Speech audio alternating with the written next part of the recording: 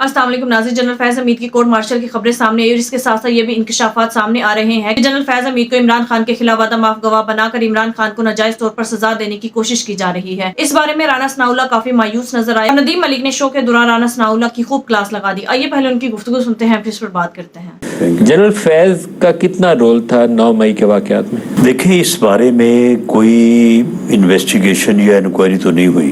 आप वज़ीर दाखिला थे उस वक्त? हाँ। आपके इल्म में क्या चीज़ें हैं? उसकी वजह ये है कि न सिर्फ हाजिर सर्विस बल्कि इस लेवल का अगर कोई रिटायर्ड सीनियर ऑफिसर भी हो तो आपके इल्म में है कि मुतल्लिका जो अदारा इंस्टीट्यूशन है तो उसकी मुदाखलत या उसकी इजाज़त के बगैर ये काम नहीं हो सकता। तो इस बारे में सिविल साइड पे इस बारे में कोई इंक्वायरी या इन्वेस्टिगेशन नहीं हुई। आपके सारे लोग अब तो खुलेआम बात कर रहे हैं कि जनरल फैज एक हिस्सा है, दूसरा हिस्सा साकिब निसार है, और साकिब निसार भी अकेला नहीं है बल्कि अदलिया के अंदर आप तो कई लोग तो आपके ढके छुपे अल्फाज भी नहीं इस्तेमाल करते, सीधा सीधा वो हाई कोर्ट और सुप्रीम कोर्ट के बाद जजेस की तरफ उंगली उठाते हैं। तो अगला किस्त क्या उनकी भी आने वाली है? उस एक्ट में जितने लोग शामिल हैं वो भी उसी जुर्म में शामिल हैं जो उसने किया है, उसमें उन लोगों को प्रोसिक्यूट किया जा सकता है। साहब, लेकिन साकिब निसार या कोई भी 4 जज होंगे, उनका सुप्रीम कोर्ट तो चलो अंदर फैसलों के अंदर या हाई कोर्ट के फैसलों के अंदर तो आप डिबेट कर सकते हैं, लेकिन 9 मई में जजों का क्या रोल है? बड़ी मुश्किल बात है। देखिए, ये मेरे पास कोई एविडेंस नहीं है। क्या जनरल फैज हमीद वादा माफ गवाह बनेंगे इमरान के खिलाफ?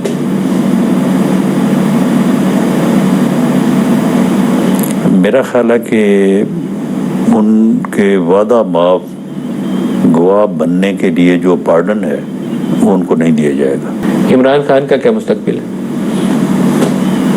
देखिए, ये मेरी ख्वाहिश नहीं है।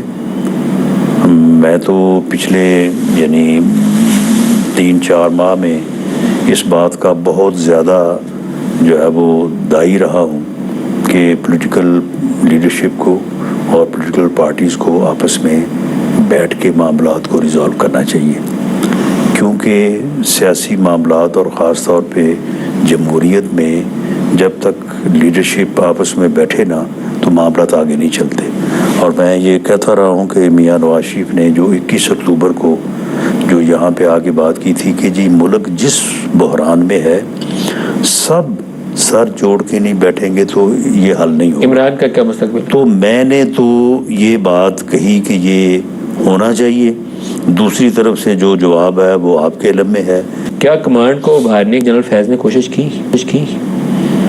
देखिए जी, उस वक्त ये बात हवाओं और फजाओं में तो ये बड़े यानी जो है ना वो मुतय्यन अंदाज में लोग, ऐसे लोग जिनका यानी हम समझते हैं अपने तौर पे भी यार इनका उधर भी इधर भी आना जाना मिलना जुलना है, तो ये बात तो होती थी। सर राना साहब, आप इंटीरियर मिनिस्टर थे, मेरे जैसा बंदा रिपोर्टर सुनी सुनाई बात पे इंसार करता है, आपको ISI ब्रीफ करती है। उस वक्त जनरल फैज DGI नहीं थे, जनरल नदीम ने DGI का ओहदा संभाल चुके थे जब 9 मई हुआ, आप इंटीरियर मिनिस्टर थे।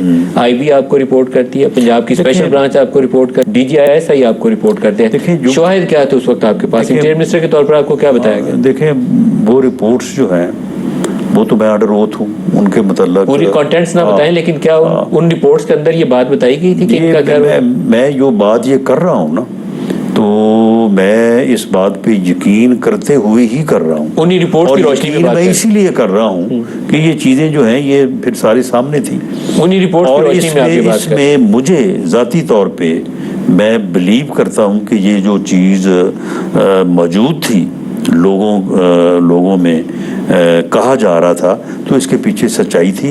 बाकी फिर जो के खिलाफ बगावत की कोशिश में मुलव्वस अगर हो, ये मेरा बड़ा सवाल है, अगर वो मुलव्वस हो तो आर्मी के अंदर इस चीज़ की टॉलरेंस 0 होती है, तो 9 मई के 1.25 साल बाद उनकी गिरफ्तारी क्यों हुई? वो तो 10 मई को उनको पकड़ लेना चाहिए था कि इसने बगावत की कोशिश की। देखिए, उसमें ये है कि इस लेवल के आदमी को पकड़ना, ये फैसला जो है ये सिर्फ इस बात पे नहीं हो सकता कि जी ये फलां इंटेलिजेंस एजेंसी की रिपोर्ट आ गई है, ये फलां आदमी ने कह दिया है, ये फलां ने कह दिया है। मामला ये है कि जब तक अभी देखें अभी वो चार्जशीट नहीं हुए, ये जो नेटवर्क पकड़ा गया है ना इसका PTI का, اس سے جو کچھ چیزیں سامنے آئی ہیں، وہ جو کمپیوٹر شوٹر اٹھائے تھے آپ نے، آپ کا خیال ہے اس سے جنرل فیض کے رابطے یعنی اس سے کچھ نمبرز ملے، ان نمبروں پہ پھر آگے تحقیق ہوئی، پھر میسیجز تک، پھر آپ کے علم میں ہے کہ کچھ ایپس جو ہیں ان کا جو ڈیٹا ہے اس کو حاصل کرنے میں بھی ٹائم لگتا ہے۔ 29 نومبر 2022 army chief general Asim Munir کی تعیناتی ہوتی ہے، کیا اس سے پہلے جنرل فیض حمید نے نون لیگ کی اعلیٰ قیادت سے رابطہ قائم کر کے اپنے معاملات سیدھے کرنے کی کوشش کی؟ کیونکہ تعیناتی کے لیے 3-4 لوگ دوڑ میں تھے۔ دیکھیں، آرمی چیف کی تعیناتی کا جو پروسیجر اور پروسیس ہے، میری یہ فیل اور میری یہ سوچ ہے کہ اسے ڈسکس نہیں کیا جانا چاہیے۔ کیوں؟ یہ وہ پوزیشن ہے، یہ وہ کمانڈ ہے جس کے اوپر لوگ اپنی جان دے دیتے ہیں۔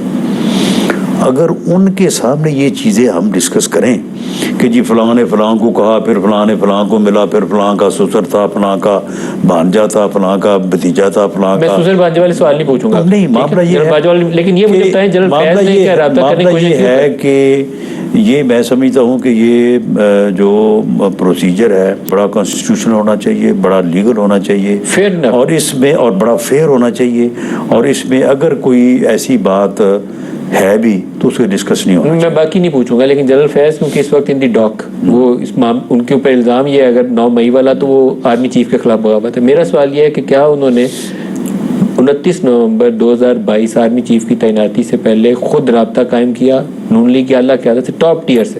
نہیں، اس بارے میں میرے پاس کوئی انفارمیشن نہیں ہے۔ وہ دوڑ میں تو تھے، نیچے والے تو آپ کے سارے لوگ، وہ جو نام تھے وہ بھی، ان ناموں میں بھی ان کا نام شامل تھا، اور ویسے بھی وہ اس یعنی پوزیشن میں تو تھے، وہ چاہتے تو تھے، وہ انسپائر تو کر رہے تھے۔ ناظرین، اس وقت نون لیگ کافی مایوس نظر آ رہی ہے، کیونکہ نون لیگ یہ بہت اچھی طرح سے جانتی ہے کہ جنرل فیض حمید کو عمران خان کے خلاف یوز کرنے کے باوجود، اور جنرل فیض حمید کو عمران خان کے خلاف وعدہ معاف گواہ بنانے کے باوجود عمران خان کو سزا نہیں دی جا سکے گی، اور اگر یہ اس طرح کی کوئی بھی بھونڈی حرکت کرتے ہیں تو پوری دنیا میں پاکستان کا نام بدنام ہوگا، اور پوری دنیا میں پاکستان کی جگ رسائی ہوگی، اور ملک کا نظام سب کے سامنے مزید ننگا ہو جائے گا۔ اب نون لیگ کی پوری قیادت اس بارے میں کافی مایوس نظر آ رہی ہے، کیونکہ وہ عمران خان کو کسی بھی طور پر ناجائز طور پر سزا نہیں دے پا رہے۔ پہلے تو نون لیگ کو یہ لگتا تھا کہ جیسے ذوالفقار علی بھٹو کا دور تھا، آج بھی وہی دور ہے، اور یہ عمران خان کو اسی طرح سے کسی نہ کسی طرح سے جیل میں رکھ سکیں گے، عمران خان کو نکر میں لگا سکیں گے، اور عمران خان کو سزائے موت دے سکیں گے۔ لیکن اب سب کچھ بدل چکا ہے، پوری دنیا گلوبل ولیج بن چکی ہے، اس وقت پاکستانی عوام بیدار ہو چکی ہے، ان میں شعور آ چکا ہے، لہٰذا اب کچھ بھی ایسا پروپیگنڈا کرنا ان کے لیے ناممکن ہے۔ صرف رانا ثناءاللہ ہی نہیں بلکہ پوری کی پوری نون لیگ قیادت آپ کو مایوس نظر آئے گی۔ ناظرین، عمران خان کو تو سزا دینا دور کی بات ہے، کچھ لوگ یہ بھی انکشافات کر رہے ہیں کہ یہ جنرل فیض حمید کو بھی سزا نہیں دے پائیں گے۔ اگر انہوں نے جنرل فیض حمید کو سزا سنا بھی دی تو حامد میر نے یہ انکشاف کیا تھا کہ جنرل فیض حمید ہی 9 مئی کے واقعے میں بھی ملوث ہو سکتے ہیں، لیکن 9 مئی کے واقعے کے حوالے سے عمران خان اور جنرل فیض حمید کا گٹھ جوڑ ثابت کرنا ان کے لیے ممکن نہیں ہوگا، یعنی کہ ناظرین یہ کبھی بھی عمران خان اور جنرل فیض حمید کا کنیکشن آپس میں ثابت نہیں کر سکیں گے۔ لیکن ناظرین، شوکت اور رانا ثناءاللہ خود اس بات کا اعتراف کر رہے ہیں کہ ہم بھی نہیں چاہتے کہ ہم ایسی گھٹیا حرکت کریں، لیکن ہمیں یہ کرنا مجبوری بن چکی ہے، کیونکہ عمران خان ہم جیسے کرپٹ لوگوں سے ہاتھ ملانے کو تیار نہیں ہے۔ ناظرین، اس کا مطلب تو یہ ہوا کہ رانا ثناءاللہ خود اس بات کا اعتراف کر رہے ہیں کہ ہم ایسی گھٹیا حرکت نہیں کرنا چاہتے، لیکن ہم مجبور ہیں، کیونکہ عمران خان ہم سے صلح نہیں کر رہا اور ہم جیسے کرپٹ ٹولوں سے ملنا نہیں چاہتا، اسی وجہ سے ہم عمران خان کو ناجائز طور پر نکر میں لگانے کی پوری کوشش کر رہے ہیں۔ ناظرین، آپ کے اس بارے میں کیا رائے ہے؟ کامنٹ میں ضرور بتائیے گا۔ اگلی ویڈیو میں ملتے ہیں، تب تک کے لیے اللہ حافظ۔